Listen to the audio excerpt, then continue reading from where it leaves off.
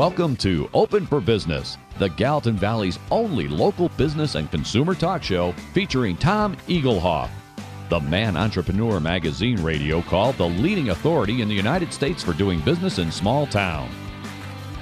Here he is, speaker, author, small business consultant, and Mrs. Eaglehoff's favorite son, Tom Eaglehoff. All right, welcome everyone. Open for Business. We air every Saturday live from 11 a.m. to 2 p.m. Mountain Time on AM 1450 KMMS in Bozeman, 1340 KPRK in Livingston, Montana.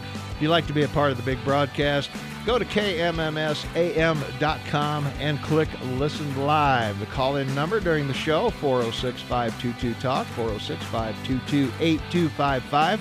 I'm here, you're here. Let's get the show on the road. Let's get back to Open for Business on News Radio AM 1450 KMMS Bozeman. Lines are open at 522-TALK. That's 522-8255. Here he is. He's big, he's bad, and he's open for business. Tom Eaglehoff. All right, welcome back, everyone. It is 27 minutes before the top of the hour. It is Saturday, July 1st, 2017. 75 degrees outside. It's a beautiful day in downtown Bozeman, Montana. Happy to have you along with us. And want to welcome you to the podcast portion of Open for Business. Each week I share some tips and tricks I've learned over the years about advertising, marketing, promotion, and building strong, successful businesses. And if you missed any of my previous podcasts, you'll find them all on my YouTube channel. And while you're here, why not subscribe to my YouTube channel? You'll never miss another podcast. You'll also find a link to my podcast on my 400-page website that 3,000 people visit each day at smalltownmarketing.com. That's smalltownmarketing.com. And today's topic, I want to talk about how to be your own small business sales manager.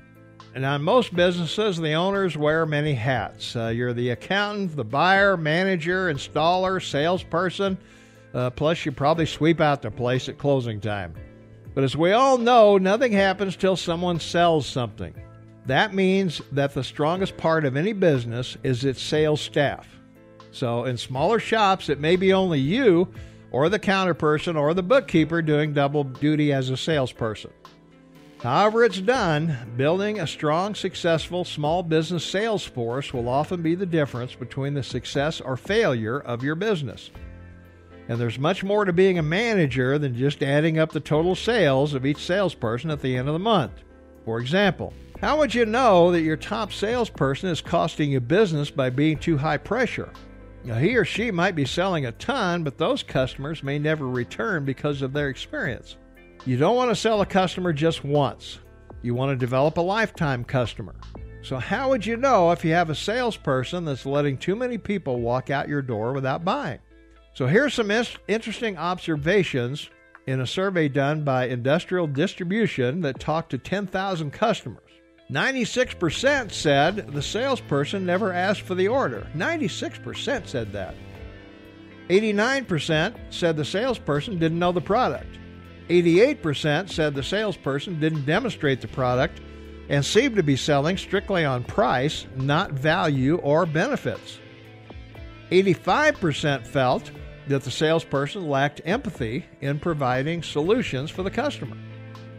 And 82% said they would not buy from their salesperson again and cited neglect and indifference as the major reasons.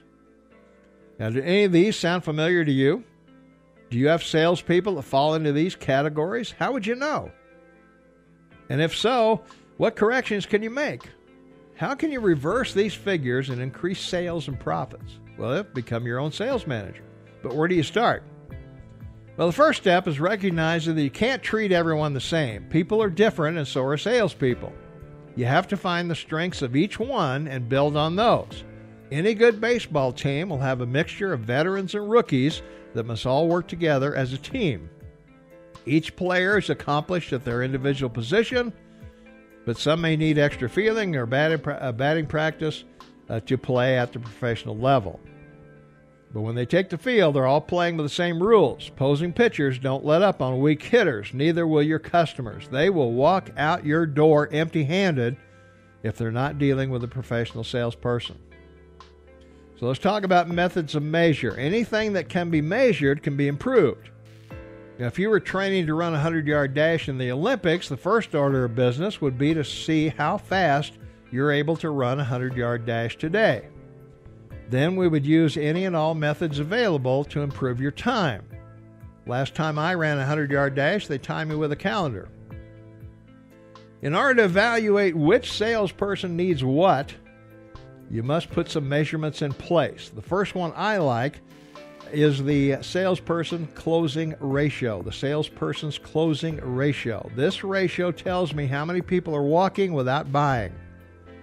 So each morning you meet with your salespeople and you give them a specific number of business cards. Every time they talk to a customer, one of their business cards goes to that customer.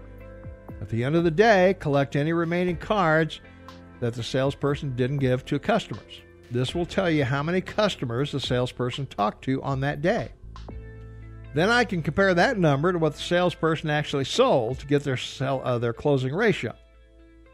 So if they gave out business cards to 20 people and sold 10, they have a closing ratio of 50%. Now, I tracked this for at least 3 months to get a consistent average.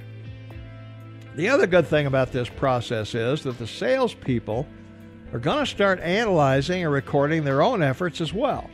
And that is what I really want them to do. As a business owner, I don't want to spend all my time micromanaging their sales. I want them to do that because it's in their best interest to do that if they want to be successful in sales.